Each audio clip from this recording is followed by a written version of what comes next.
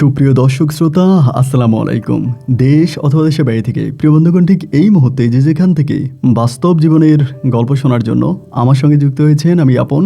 আর যে আপন জীবনের গল্পের ১৬৩৮তম পর্বে আপনাকে প্রতিদিনের মতো স্বাগতম জানাচ্ছি। বন্ধুগণ, আজ আমি আপনাকে শোনাবো বন্দনগরীর চট্টগ্রামের ভাই মোহাম্মদ সৈকত হোসেনের জীবনের এক আজব বাস্তব জীবন কাহিনী। বন্ধুরা, আজকের গল্পের টাইটেল মাজার সাক্ষী করে ৩ শর্তে সৎ ছেলেকে বিয়ে করে নাজমা।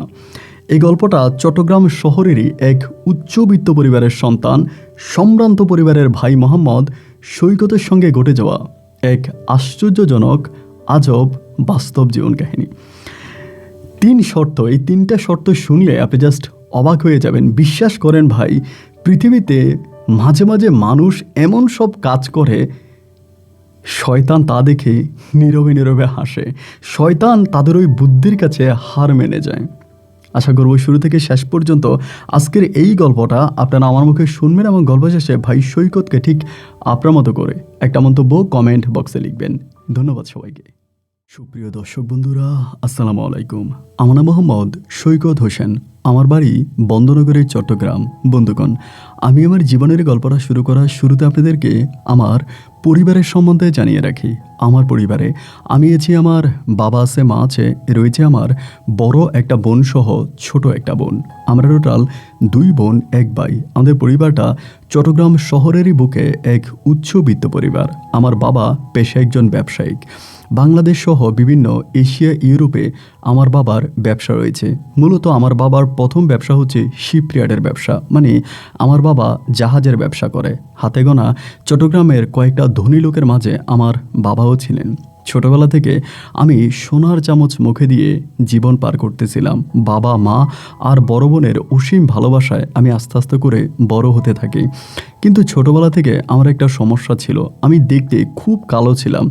আমার বাবা, মা, আমার যে বোন আছে, তারা সবাই সুন্দর, কিন্তু আমি জানি না আল্লাহ কেন আমাকে এতটা কালো বানিয়েছে। আমি আমার বাবার মুখে শুনেছিলাম আমার বাবার দাদা নাকি ছিল দেখতে আমার মতো, এরকম কালো ছিল, যার কারণে আমি নাকি এমনটা কালো হয়েছি। এবং এতটাই কালো যে আমাকে সবাই স্কুলে কাইল্লা বেটা বলে ডাকতো, মানে কাইল্লা ফোয়া বলে ডাকতো আমাদের চিটংয়ের ভাষায়। তো আমি এতটাই কালো ছিলাম এবং কালো থাকার কারণে কোনো মেয়ে আমার সঙ্গে স্কুলে কথা বলতো না এবং সবাই কেমন যেন আমাকে দেখলে উগান্ডার মানুষ বা আফ্রিকান মানুষ মনে করতো। আমার মাথার চুলগুলোও ছিল অনেকটা কোকড়া টাইপের। আমি সবসময় সানগ্লাস পরে থাকতাম এবং আমি হাইটেও অনেকটা খাটো ছিলাম। সব কিছু মিলিয়ে আমার কাছে মনে হয় যে আল্লাহ আমাকে এই পৃথিবীতে এমনভাবেই তৈরি করেছে। যাই হোক, আস্তে আস্তে করে আমার দিন রাতগুলো কাটতেছে। এরকম করতে করতে একটা পর্যায়ে এসএসসি পরীক্ষার সময় আসে।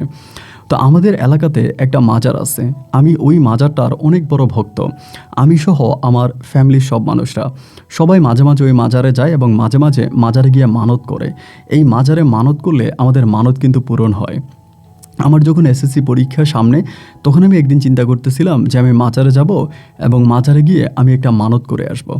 এই সিদ্ধান্ত করে আমি তখন মাজারে গিয়েছিলাম। আমি একা নয়, আমার স্কুলের আরও কয়েকটা বন্ধু মিলে আমরা একসঙ্গে মাজারের উদ্দেশ্যে রওনা দিই। যথারীতি মাজারে যাই এবং মাজারে গিয়ে মানত করি। শুধু মানতে করি না, আমরা বন্ধুরা সবাই মিলে কিছু কিছু অল্প টাকা দিয়ে আমরা একটা বিরিয়ানির আয়োজন করি। সবাইকে আমরা তখন বিরিয়ানি খাওয়াই। তো আমরা মাজার থেকে প্রায় আসরের নামাজের পরে চলে আসি। এবং আসার পরে আমার বন্ধুরা যে যার মতো করে বাসায় চলে গেছে, আমি আমার মতো করে বাসায় গেছি। রাত তখন আনুমানিক প্রায় 10টার কাছাকাছি বাজে। আমি পড়তেছিলাম। আমি পড়ার সময় সবসময় আমার মোবাইল ফোনটা সাইলেন্ট করে রাখতাম, মানে মোবাইল ফোন সবসময় আমার রিংটোন অফ থাকতো। এইটা আমার একেবারে ফোন ইউজ করার বয়স থেকে আমি এরকম, আমার মোবাইলের রিংটোনটা একেবারেই ভালো লাগতো না। যদিও এই কারণে আমার আব্বা সহ সবাই আমাকে অনেক বকাঝকা করছিল যে তারা ইম্পর্টেন্ট কোনো কাজে আমাকে ফোন দিলে পায় না, আমি সবসময় এটাকে সাইলেন্ট কেন করে রাখি। মোবাইলের রিংটোনটাই আমার কাছে ভালো লাগতো না। তো ওই দিন পড়তেছিলাম, পড়াশোনা শেষ করে যখন ফোনটা হাতে নিলাম, আমি অবাক হয়ে দেখলাম কি আমার ফোনে অনেকগুলো কল উঠে আছে। তো নাম্বারটা আননোন, আমি এই নাম্বারটা চিনি না। তো আমার যে বন্ধুবান্ধবরা আছে, আমি যাদের সঙ্গে কথা বলি, তারা মোটামুটি সবাই আমার নাম্বার জানে এবং সব নাম্বারগুলো আমার ফোনে সেভ করা। সো আননোন কোনো নাম্বার থেকে এতগুলো কল, আমি একটু অবাকই হয়ে গেলাম। এবং আমি অবাক হয়ে তখন আমি করলাম কি, খাওয়া দাওয়া করছি। প্রথমে খাওয়া দাওয়া করে আমার আবার রাতের বেলা একটা অভ্যাস আছে কি ভাই, আমি খাওয়ার পরে আমাদের বাসার ছাদে একটু ঘুরতে যাই। বাসার ছাদে একটু ঘোরাফেরা করে তারপরে এসে ঘুমাই। মানে এটা আমার খুব ছোটোবেলা থেকে অভ্যাস। তো খাওয়া দাওয়া শেষ করে বাসার ছাদে গেলাম। বাসার ছাদে যাওয়ার পরে আমি তখন এই নাম্বারটাতে কল ব্যাক করি। কল ব্যাক করার পরে নাম্বারটা তখন একটা মেয়ে রিসিভ করে এবং মেয়ের কণ্ঠটা এতটা সুন্দর ছিল, খুবই চিকন একটা ভয়েস, খুব নাইস একটা ভয়েস। তো আমি এমন সুন্দর ভয়েস পেয়ে আমি জিজ্ঞেস করলাম যে আপনি কে এবং কেনই বা কল দিয়েছেন। পরে বলে আমার নাম রাইসা, আপনি আমাকে চিনবেন না। আমি বললাম আমি আপনাকে চিনব না, তাহলে আপনি আমার নাম্বারটা কোথায় পেয়েছেন এবং কেনই বা আমাকে কল দিয়েছেন। তারপর বলতেছে আপনাকে একটা কথা জিজ্ঞেস করব, সত্যি সত্যি বলবেন? আমি বললাম আচ্ছা ঠিক আছে আমি বলবো, বলেন। পরে বলে আপনি যে মাজারে গিয়েছিলেন এবং মাজারে গিয়ে নিয়ত করছেন, আদৌ কি এই মাজারে গিয়ে কোনো কিছু চাইলে সেটা পূরণ হয়? আমি বললাম দেখেন, এর আগে তো আমি মাজারে গিয়েছি এবং আমি মন থেকে ওই মাজারে বাবার কাছে চেয়েছি এবং আমার এই চাওয়া পূরণ হয়েছে। মেয়েটা বলে এটা আমার বিশ্বাস হয় না। আমি বললাম কেন বিশ্বাস হয় না? ও বলতেছে আমিও মাজারে অনেকবার অনেক কিছুই চেয়েছি, কিন্তু আমার কোনো চাওয়াই পূরণ হয়নি। আমি বললাম দেখেন, চাইলেও তো আর হয় না, চাওয়ার মতো চাইতে হয়। আপনি সম্ভবত চাওয়ার মতো চান নাই, এই জন্য আপনার চাওয়া পূরণ হয়নি। আর আমি চাওয়ার মতো চাইছি, যার জন্য আমার চাওয়াটা পূরণ হয়েছে। মেয়েটা তখন বলতেছে আচ্ছা ঠিক আছে, তাহলে আপনি আমার আমার হয়ে একটু চেয়ে দিতে পারবেন? আমি বললাম আপনার জন্য কী চাইবো? বলে আপনি আমার জন্য চাইবেন যেন আমি একটা সুন্দর স্বামী পাই।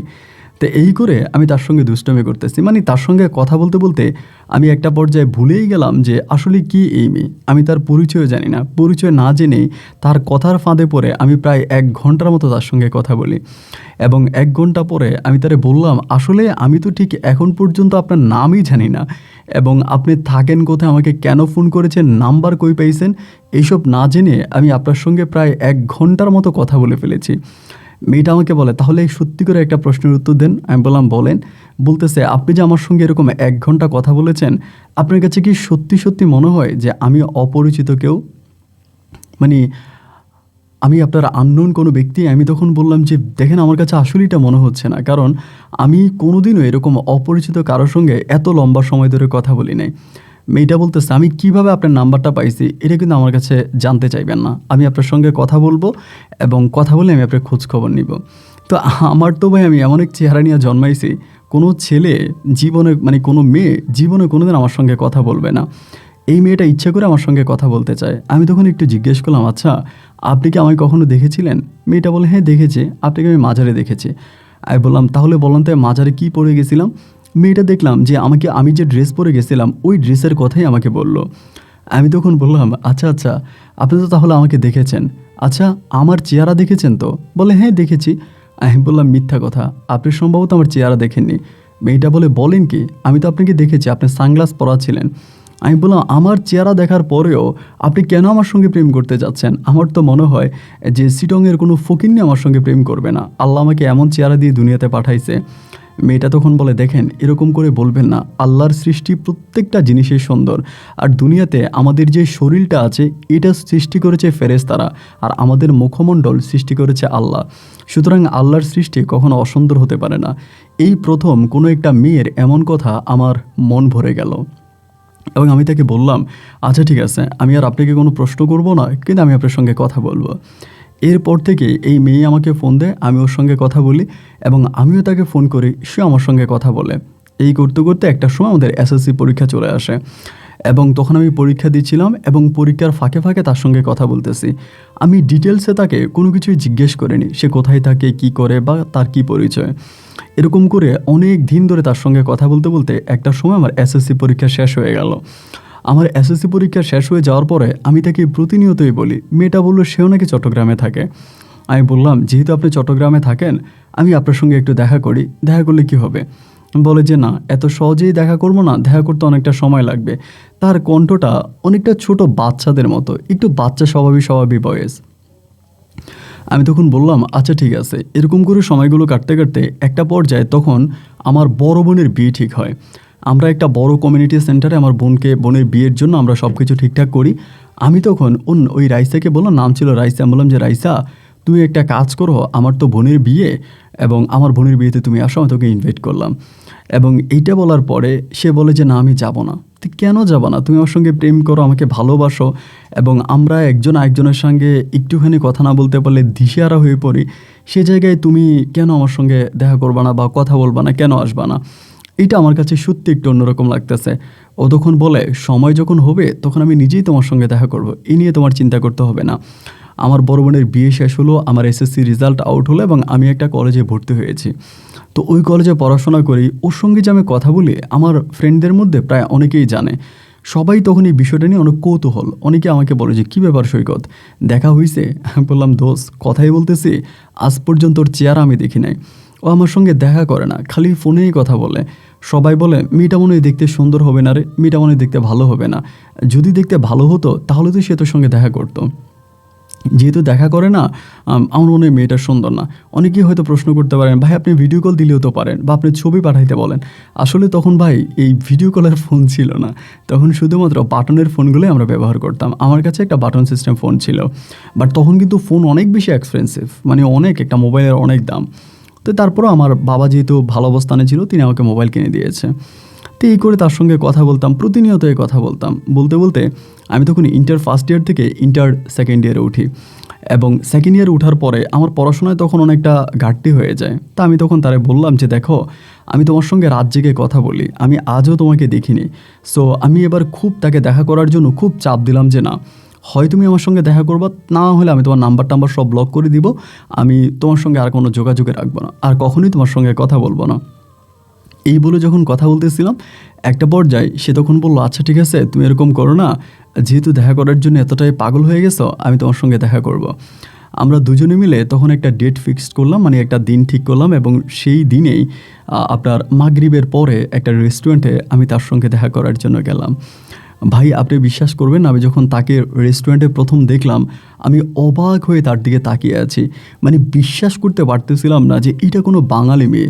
আমার কাছে মনে হচ্ছে সে যেন অবিকল ইন্ডিয়ান নায়িকা ক্যাটরিনা কাইফের মতো, এত সুন্দর ছিল তার চেহারা। নাকটা খুব উঁচা ছিল, চেহারাটা খুব মিষ্টি ছিল, এবং এত সুন্দর করে সাজুগুজু করে আসছে, মানে আমি তার দিকে তাকে একদম ফিদা হয়ে গেলাম।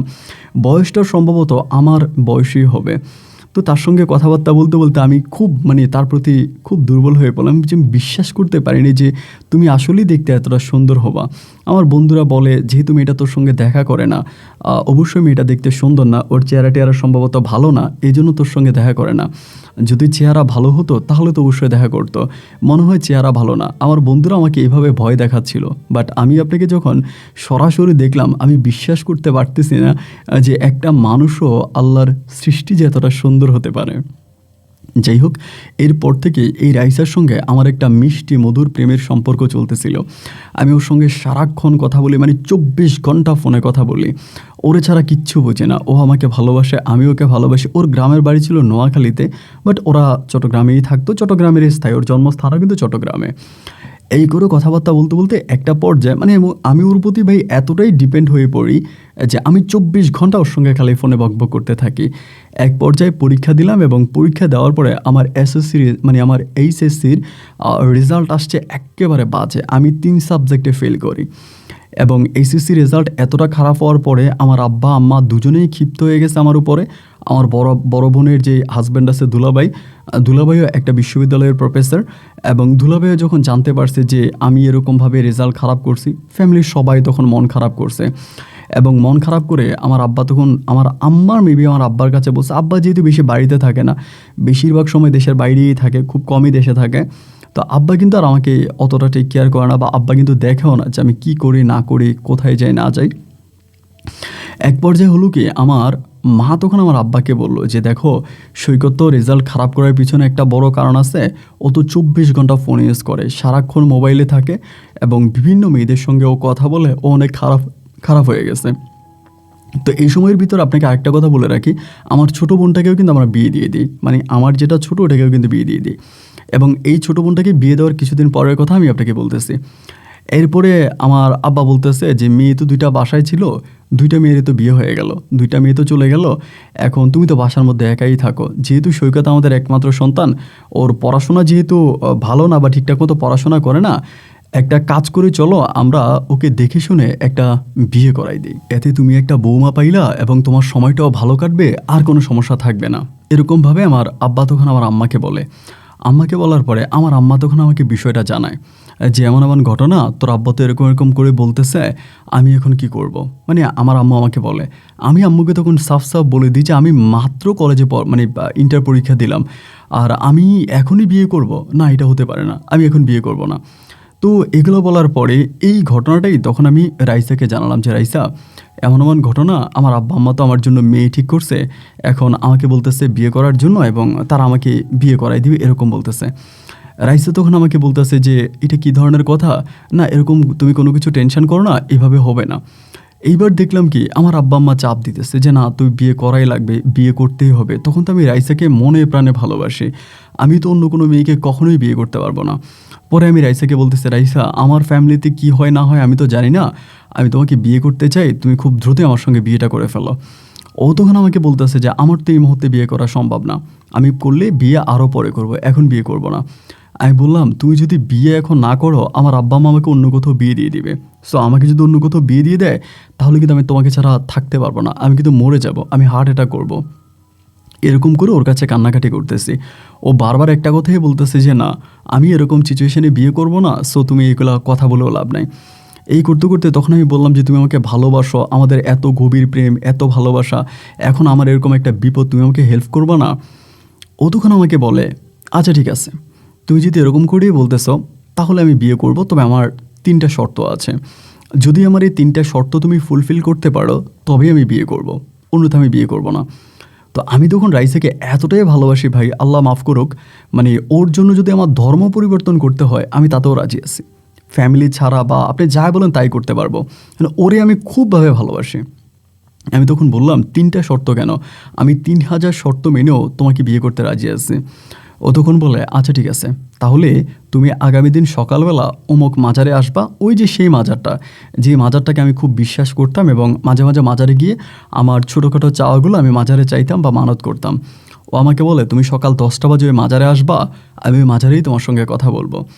এর পরের দিন সকাল 10টা বাজে আমি তখন মাজারের উদ্দেশ্যে রওনা দিলাম, মানে 10টার আগেই দিলাম, মাজারে গেছি। মাজারে যাওয়ার পরে ওর সঙ্গে আমার দেখা, ও তখন একটা সাদা 3 পিস পরে আসছে এবং আরেকটা সাদা কাপড় মাথার মধ্যে পেঁচায় রাখছে, এত সুন্দর লাগতেছিল ভাই মেয়েটাকে। তো মাজারের পিছনের দিকে বসার মতো একটা জায়গা আছে, সেখানে গেলাম। যাওয়ার পরে আমি তখন তারে বললাম যে রাইসা ঠিক আছে তুমি বলো কি বলতে চাও। ও তখন আমাকে বলে দেখো আমি কিভাবে বিশ্বাস করব যে তুমি আমার সঙ্গে সারা জীবন সংসার করবা, তুমি অনেক বড় লোকের ছেলে, তোমার আব্বার অনেক টাকা পয়সা আছে, এখন তোমার টেনেটসের বয়স, তুমি ছোট মানুষ হয়তো বুঝো না, এখন তুমি আমার সঙ্গে আমাকে বিয়ে করবা বা আমার সঙ্গে ইয়ে করবা, এরপর তুমি আমাকে ছেড়ে দিবা, তারপর আমি কি করব, আমি কোথায় যাব? হ্যাঁ বললাম রাইসি এটা তুমি কি বলতেছো, আমি তোমাকে ভালোবাসছি এবং আমি তোমাকে বিয়ে করব, এটা কেউ কখনো তুমি এই কথা স্বপ্ন চিন্তা করো আমি তোমাকে কখনো ছেড়ে দিব, বরং আমি তোমাকে না পাইলে আমি জীবনে কখনো বিয়েই করব না। ও তখন আমাকে বলে আমি তোমাকে 3টা শর্তের কথা বলেছিলাম, তাকে মনে আছে? আমি বললাম হ্যাঁ আমার 3টা শর্তের কথা মনে আছে, তুমি আমাকে বলো। ও বলে আমি তোমাকে বিয়ে করতে পারি এই 3টা শর্ত যদি মানো। আমি বললাম আরে বাবা তুমি শর্তের কথাগুলো বলো না, আমি এই শর্তগুলো মেনেই তোমার সঙ্গে সংসার করতে চাই। ও বলে আমার প্রথম শর্ত হচ্ছে এইটা যে আমি তোমাকে বিয়ে করব, ঠিক আজকে থেকে 2 বছর পর্যন্ত আমাদের বিয়ের বিষয়টা তুমি কাউকে জানাতে পারবা না, এটা হচ্ছে আমার প্রথম শর্ত। আমি বললাম আচ্ছা ঠিক আছে আমি মানলাম। দ্বিতীয় শর্ত? ও বলে দ্বিতীয় শর্ত হচ্ছে আমার যখন মন চায় আমি তোমাদের বাসায় যাব, তুমি আমাকে ফোর্স করতে পারবা না আমাকে বাসায় নিয়ে যাওয়ার জন্য, এবং শারীরিক সম্পর্কের বিষয় বা বাচ্চার বিষয় তুমি আমাকে ফোর্স করবা না। আমি বললাম আচ্ছা ঠিক আছে। আর তৃতীয় শর্ত হচ্ছে তুমি এখন মাজারে হাত দিয়ে বলবা যে তুমি আমার সব কথা রাখবা, আমি যেটা বলি তুমি আমার কথা শোনো, আমার কথার বাইরে যাবা না। এই 3টা শর্ত যদি তুমি পালন করো বা 3টা শর্ত যদি তুমি রাখো তাহলে আমি তোমাকে বিয়ে করতে রাজি আছি। আমি তখন বললাম রাইসা আমি তো আসলে ভাই, অনেকেই হয়তো আমাকে এখন বলবে যে আমি কি মানুষ নাকি, আমার তো ভাই এমন এক চেহারা নিয়ে জন্মাইছি কোনো মেয়ে আমার দিকে তাকাইতে হয় না, সেখানে রাইসার মতো পরীর মতো সুন্দরী একটা মেয়ে আমাকে ভালোবাসছে, এটাই তো আমার কাছে অনেক বড় কিছু। আমি তখন বললাম ঠিক আছে আমি তোমার 3টা শর্ত মানতে রাজি আছি, কিন্তু আমার আব্বা আম্মা যে আমাকে বিয়ের জন্য চাপ দিচ্ছে, আমি যদি তাদেরকে না জানাই যে আমি বিয়ে করছি তাহলে কি হবে? ও বলে ওইগুলো আমি ম্যানেজ করবো, ওগুলো নিয়ে তোমার চিন্তা করতে হবে না। তখন আমি করলাম কি, ও আমাকে মাজারে হাত দেওয়াইলে মাজারে হাত দিয়ে ওর এই 3টা মানে চাওয়া বা 3টা শর্ত আমি মেনে নিলাম। 3টা শর্ত মানে এক কথায় বলতে গেলে মাজার সাক্ষী করে আমি ওর 3টা শর্ত মেনে নিলাম। এবং মেনে নেওয়ার পরে তখনও আমাকে বিয়ে করলো। বিয়ে করলো কি, কোনো কাগজপত্রে বিয়ে হয়নি। মাজারের মধ্যেই আপনার একটা খাদেম ছিল, সেই খাদেমকে ডেকে মহিলা ইবাদতখানার ওইখানে নিয়ে ওই তখন আমাকে জাস্ট কলমা পড়লো। ও কলমা পড়ছে, আমি পড়ছি। পড়ার পরে আমরা তখন বিবাহ বন্ধনে আবদ্ধ হই। এবং আমি তখন তাকে বললাম যে রাইসা, এখন তো আমি বিয়ে করছি, আমি আমার আব্বা আম্মাকে কী বলবো? ও বলে, এখন তোমার কিচ্ছু বলার দরকার নাই, আমি তোমাকে বলে দিব কখন কিভাবে কি করতে হবে, সব কিছু আমি তোমাকে স্টেপ বাই স্টেপ বলে দিব, তোমার এই নিয়ে চিন্তা করার দরকার নেই। আমি বললাম আচ্ছা ঠিক আছে।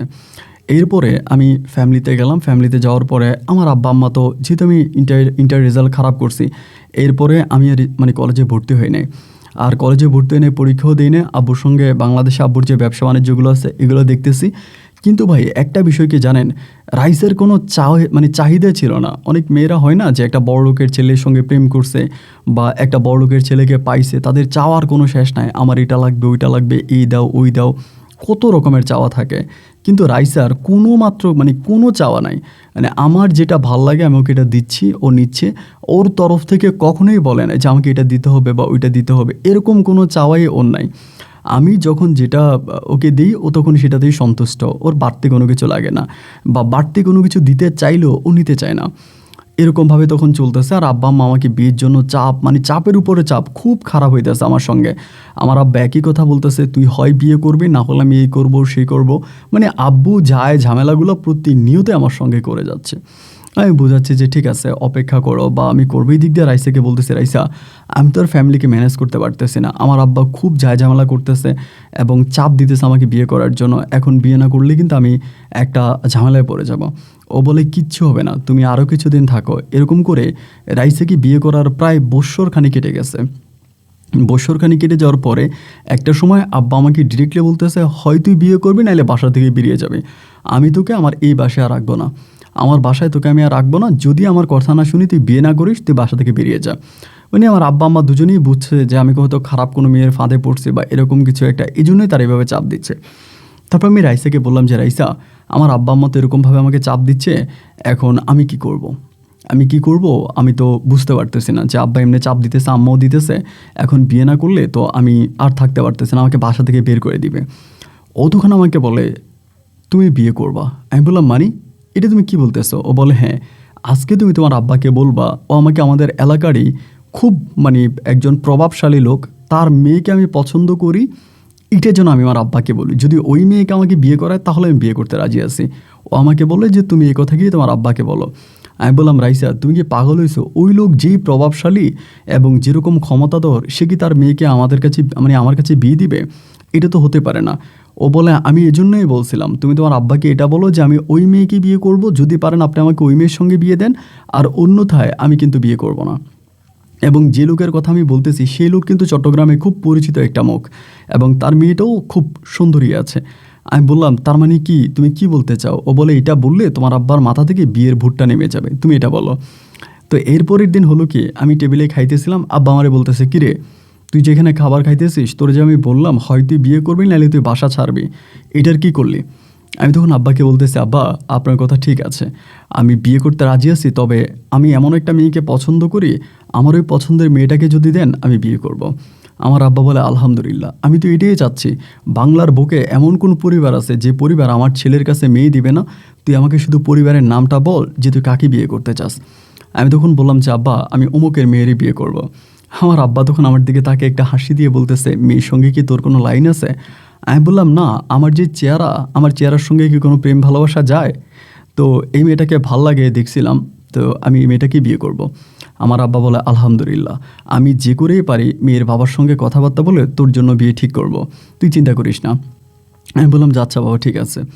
এরপরে আমি তখন রাতের বেলায় রাইসাকে গিয়ে বললাম যে রাইসা, এমন এমন ঘটনা, আমার আব্বা তো বলতেছে কোনো সমস্যা নেই, ওই মেয়ের সঙ্গে আমার বিয়ে ঠিক করবে। ও আমাকে বলতেছে, ধুরো তুমি এগুলো চিন্তাই করো না, ওই মেয়ের বাবা কখনোই ওই মেয়েকে এখন বিয়ে দিবে না, আমি জানি। আমি বললাম, তুমি কি করে জানো? ও বলে, আরে আমি সবই জানি, তুমি চিন্তা করো না, ওই মেয়ের বাবা কখনোই তোমার কাছে মেয়ে বিয়ে দেওয়ার জন্য রাজি হবে না, তুমি রিল্যাক্সে থাকো, আরামে থাকো, এই নিয়ে দুশ্চিন্তা করে তুমি তোমার শরীর খারাপ করো না। আমি বললাম আচ্ছা ঠিক আছে।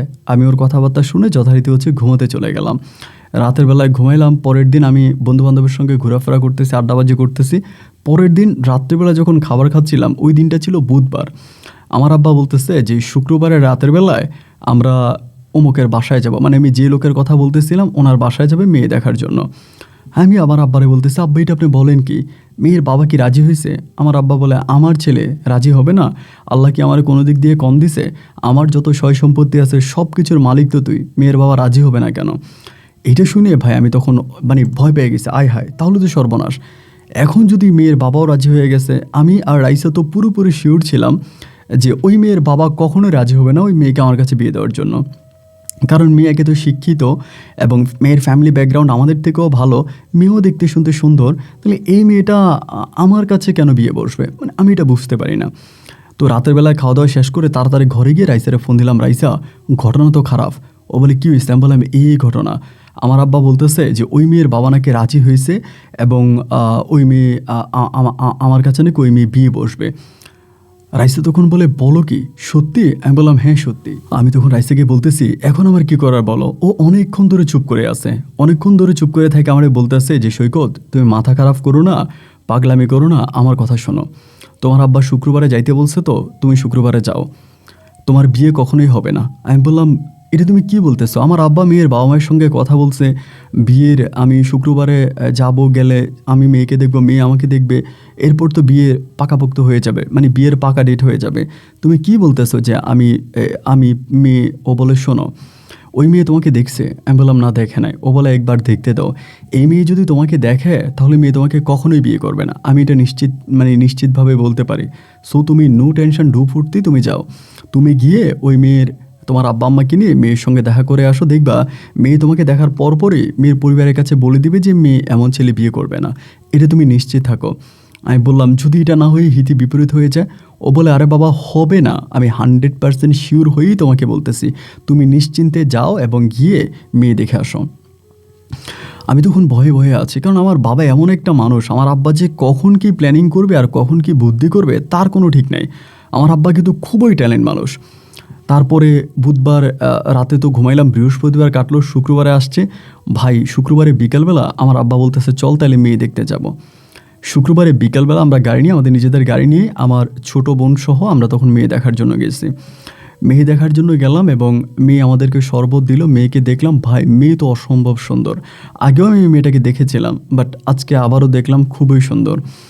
এরপরে মেয়ের বাবা বলতেছে যে ঠিক আছে তাইলে মেয়ে তো ছেলে দেখছে, ছেলেও মেয়ে দেখছে, এখন আপনাদের মতামত কী? আমার আব্বা বলতেছে যে যেহেতু দেখছে এখন তো জামানা চেঞ্জ হয়ে গেছে, আপনি একটা কাজ করেন, মানে আমি আমার আব্বাকে বলতেছি যে আর এটা কিন্তু আমি আমার আব্বাকে শিখিয়ে দিছি যে আব্বা আমাকে মেয়ের সঙ্গে একটু পার্সোনালি কথা বলার সুযোগ দিও। তো আমার আব্বা তখন মেয়ের আব্বাকে বলতেছে তো আপনার মেয়ে কি রাজি আছে আমার ছেলেকে বিয়ে করার জন্য? মেয়ের বাবা বলে রাজি হবে না মানে? আমার মেয়ে, আমি যা বলবো তাই শুনবে, আমি তো কোনো বেয়াদব জন্ম দিই নাই, আমার মেয়ে আমার কথার বাইরে কিছু করবে না। আমার আব্বা বলে তারপরও যেহেতু এখনকার তো ডিজিটাল জামানা, দেখা যায় যে এদের বনাবনি না হলে একটা ঝামেলা, একটা কাজ করেন ছেলে মেয়েকে আলাদা একটু কথা বলার সুযোগ দেন, তারা তাদের মাঝে আলাদা একটু কথা বলুক এবং এরপর না হয় আমরা বিয়ের দিন তারিখ ঠিক করব। তো মেয়ের বাবা বলে হ্যাঁ এটা তো খারাপ কিছু না, এটা তো ভালোই। তো এরপরে মেয়েকে আর আমাকে একটা রুমের মধ্যে দেওয়া হলো যে কথা বলার জন্য। তো কথা বলার জন্য দেওয়া হয়েছে, মেয়ে কিন্তু আমার থেকেও লম্বা, মানে আমার থেকেও এক হাত লম্বা, এমন একটা অবস্থা। রুমের মধ্যে গেছি, রুমের মধ্যে যাওয়ার পরে তো মেয়ের নাম ছিল হচ্ছে সাথী আক্তার। তো আমি তখন বললাম যে আচ্ছা মানে আপনি তো আমাকে দেখছেন, এর আগে কখনো দেখেছিলেন? বলে হ্যাঁ আপনাকে তো মাঝে মাঝে আমি দেখতাম, মহল্লাতেই দেখতাম। আমি বললাম তা ঠিক আছে, আচ্ছা আমাকে কি আপনার পছন্দ হয়? মেয়ে তখন বলতেছে কেন হবে না কেন, আপনি কি দেখতে শুনতে খারাপ? আমি বললাম না খারাপ ভালোর কথা বলি নাই, মানে আমাকে দেখে আপনার কেমন লাগে? বলে হ্যাঁ আপনি তো ভালোই, আমি কিছুটা ব্ল্যাক কালার, আমার কাছে ব্ল্যাক ডায়মন্ড মনে হচ্ছে। আমি বললাম ব্ল্যাক ডায়মন্ড মনে হচ্ছে কিছুটা খারাপ, তা আপনি কি আমাকে সত্যি বিয়ে করতে চান, আমার সঙ্গে সংসার করবেন? মেয়ে বলে হ্যাঁ অবশ্যই করব, আমার আব্বা আম্মা যেখানে রাজি আছে এখানে তো আমি আর কোনো কিছু বলতে পারি না। আমি বললাম আপনি আবারও একটু ভালো করে বলুন তো আমাকে আপনার পছন্দ হয়েছে কি না? মেয়ে বলে হ্যাঁ সত্যি তো আপনাকে আমার পছন্দ হয়েছে। আমি বলে আল্লাহ বলে কি? এরপরে মেয়ের সঙ্গে কথাবার্তা বলে আমি তখন আবারও আসছি, টেবিলে আসছি, আসার পর আমার আব্বাকে বললাম আব্বা আপনার সঙ্গে আমার একটু কথা আছে। আমার আব্বা বলে কী কথা? আমি বললাম সাইডে আসেন। তা আব্বা মনে করছে যে মেয়ের সঙ্গে আমি আলাদা একটা রুমে কথা বলছি, এখানে মনে হয় কোনো কিছু কথা হয়েছে, ওইটা মানে আব্বাকে বলবো। আব্বাকে সাইডে ডাক দেওয়ার পর আব্বা নিজে আমাকে জিজ্ঞেস করতেছে মেয়ে কী বললো রুমে নিয়ে, মেয়ে কি তোরা পছন্দ করছে? আমি বললাম আব্বা মেয়ে তো আমাকে পছন্দ করছে। আমার আব্বা বলে আলহামদুলিল্লাহ। আমি বললাম আব্বা এখনই আলহামদুলিল্লাহ বলার দরকার নাই, আমি একটা কথা বলি শোনেন, আপাতত আপনি এখন বিয়ের দিন তারিখ ঠিক করেন না, মানে আপাতত হচ্ছে আমরা পরে বিয়ের ডেট জানাই দিব। আমার আব্বা বলে তুই বলিস কি, এটা কী ধরনের কথা? মেয়ে যদি তোর পছন্দ করে আর তুই যদি মেয়েরে পছন্দ করে থাকিস তাহলে আমি বিয়ে নিয়ে সামনের দিকে অগ্রসর হই, আমরা বিয়ের দিন তারিখ করে ফেলি এবং শুভ কাজে তো দেরি করতে নেই। আমি আমার আব্বাকে বললাম আব্বা সব কিছুই ঠিক আছে, বাট আমি আপনাকে রিকোয়েস্ট করতেছি, অন্য একটা প্রবলেম আছে মেয়েটার, এটা হয়তো আপনি জানেন না, আমি আপনাকে পরে বলবো বাসায় গিয়ে। আপনি আপাতত মেয়ের আব্বাকে বলেন যে ঠিক আছে, যেহেতু দেখাশোনা সব কিছু হয়েছে, আমি আপনাকে ফোনের মাধ্যমে বিয়ের দিন তারিখ জানাই দিব। আমি একথা বলার পরে আমার আব্বা তখন মানে নারাজ। আব্বা চাচ্ছে কি যে এখনই বিয়ে হয়ে যাক, মানে আব্বা চাইতেছে যে এখনই বিয়ে করে আমি মেয়েকে নিয়ে যাই। আমি আমার আব্বারে বললাম যে না আব্বা আপনি আর একটু সময় দেন, বা আর একটুখানি এটা বলছে। এখন বলার পরে আমার আব্বা বলল আচ্ছা ঠিক আছে। আব্বা গিয়ে মেয়ের আব্বারও বুঝাইলো, বুঝে তখন আমরা চলে আসতেছে গাড়িতে বসে বসে আব্বা আমার সঙ্গে খুব রাগারাগি করতেছে, তুই আমার থেকেও বেশি বুঝিস, মেয়ে যদি চেঞ্জ হয়ে যায়, মেয়ের পরিবার যদি উল্টে যায়, এবং এরকম একটা ভালো মেয়ে কি আর পাবো? মেয়েটা দেখতে শুনতে খুব সুন্দর ছিল এবং মেয়েটার ব্যাকগ্রাউন্ডও ভালো, মানে আমার আব্বা আমাকে অনেকভাবে বুঝাইতেছে। আমি আব্বাকে বললাম যে আচ্ছা ঠিক আছে, আমি তো বলি না আমি এই মেয়েকে বিয়ে করব না, আমি তোমার কাছ থেকে জাস্ট একটু সময় নিয়েছি। এই বলে বাসায় গেছি, বাসায় যে আর দেরি করে নেই, সঙ্গে সঙ্গে রাইসারে ফোন, রাইসা তোমার আমি বলছি যে ঘটনা খারাপ, এখন তো ঘটনা এরকম হয়ে গেছে, এখন মেয়ে তো রাজি, আর মেয়ের সঙ্গে আমি পার্সোনালি রুমে গিয়ে কথা বললাম, এখন এই মেয়ে বলতেছে যে ঠিক আছে মেয়ে আমাকে বিয়ে করতে রাজি আছে। তোমাকে আমি এরকম করে বললাম, তুমি আমার কোনো কথাই শুনলে না, তুমি আমাকে ওখানে পাঠাইলা, কেন পাঠাইলা রাইসা? আমি তো দেখতেছি আমরা আরও বেশি প্রবলেমে পড়ে যাইতেছে, আরও সমস্যায় পড়তেছে, আমি এখন কি করব? ও তখন আমাকে বলে তোমার আমার উপরে বিশ্বাস আছে তো? আমি বললাম হ্যাঁ অবশ্যই আছে। ও বলে যদি আমার উপরে বিশ্বাস থাকে তাহলে তুমি চুপচাপ থাকো, তোমার এই নিয়ে কোনো টেনশন করার দরকার নাই, আমি যেভাবে বলবো তুমি সেভাবে করো, দেখবা সব কিছু ঠিকঠাক হয়ে যাবে, তুমি টেনশন করো না। আমি বললাম তাহলে তুমি এখন আমাকে কি করতে বলতেছো? ও বলে তুমি একটু চুপ থাকো, আমি তোমার রাত 12টার দিকে কল দিব। এই বলেও তখন লাইনটা কেটে দিছে। ভাই আমার ভিতরে তো খুব অস্থিরতা কাজ করতেছে। আল্লাহ, মেয়েও রাজি হয়ে গেছে, মেয়ের ফ্যামিলিও রাজি হয়ে গেছে, এখন তো আমার আব্বা বিয়ের দিন তারিখ ঠিক করে ফেলবে, আমি তো রাইসারে না পাইলে অন্য কোনো মেয়েরই বিয়ে করবো না। রাত 11টার আপনার প্রায় 12টার দিকে ও তখন আমাকে কল দিছে। কল দিয়ে বলতেছে সৈকত, আমি তোমার যে কথাগুলো বলবো এই কথাগুলো তুমি খুব মনোযোগ দিয়ে শোনো, এবং শুনে তুমি আমি যেভাবে বলবো এভাবে কাজ করবা। আমি বললাম ঠিক আছে বলো। ও বলে তোমার কি মনে আছে তুমি মাজারে হাত দিয়ে শপথ করছিলা আমি যা বলি তুমি তাই করবা, আর এই মাজারটাকে কিন্তু তুমি অনেক ভালোবাসো। আমি বললাম হ্যাঁ, আমি তো তোমার কথার বাইরে কোনো কিছু করি নাই, কিছু কি করেছি? ও বলে না কিছু করনি আর কিছু করবাও না, ওয়াদা করো। আমি যে আচ্ছা ঠিক আছে আমি ওয়াদা করলাম আমি কিছু করব না। ও তখন আমাকে বলতেছে তুমি কালকে সকালবেলা তোমার আব্বাকে বলবা মেয়ের বাবার সঙ্গে কথা বলে বিয়ের দিন তারিখ ঠিক করার জন্য। আমি বললাম রাইসা তোমার কি মাথা খারাপ হয়ে গেছে, তুমি কি পাগল হয়ে গেছো, কী উল্টাপাল্টা কথা বলতেছো এগুলো?